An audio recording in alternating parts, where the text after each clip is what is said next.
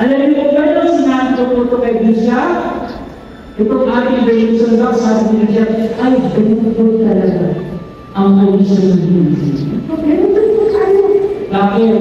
Kasi kung nakita po natin yung pangangailangan na pagtutong ang Benson ay hindi lang dasal, hindi lang Bible sharing, kundi mayroong kawang gawa, mayroong tubo pag-ilos. Amen.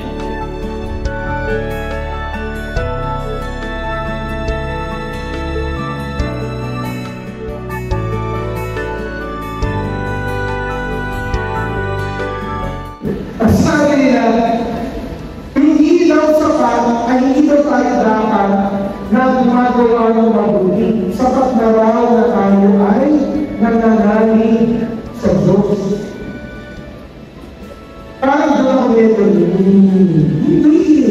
Ano ba ang sabi ng Kristo sa kanyang Evangelyo sa kanyang talinanga ng sheep and the goats? Di ba sabi, ako ay nagbutol at hindi ninyo pinakain. Ako ay naguhaw at hindi ninyo pinakain. Ako ay nagubaral at hindi ninyo pinakain. So tayo ay tinatawagan na hindi magpahayag lang sa salita, hindi magpahayag lang sa pataunawa, kundi magpahayag sa gawa. Sabi ko sa sabi mo, hindi lang gawa, kundi gawa.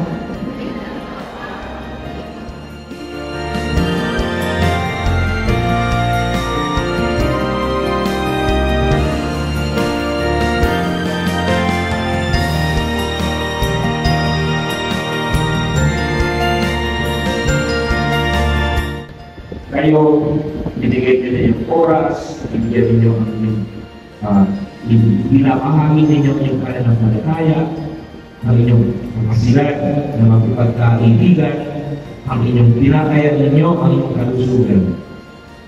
On our part, on my part personally, sisiguraduhin ko rin na meron kayong suporta mula sa inyong murang pangalaman. At sa pamamagitan ng paalala sa kanila at pagbibigay recognition, affirmation sa mga supportive na mga parish priests at paalala sa mga masyadong supportive, naway maging masigasig ang BEC, ang Basic Ecclesial Communities sa inyong parokya.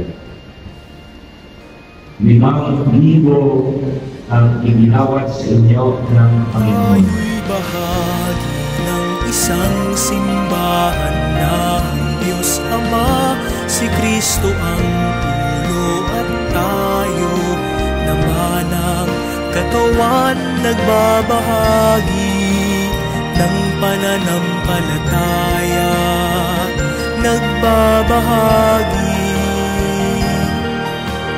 ng pagmamahal, nagbabahagi ng pag-asa para sa isang misyon.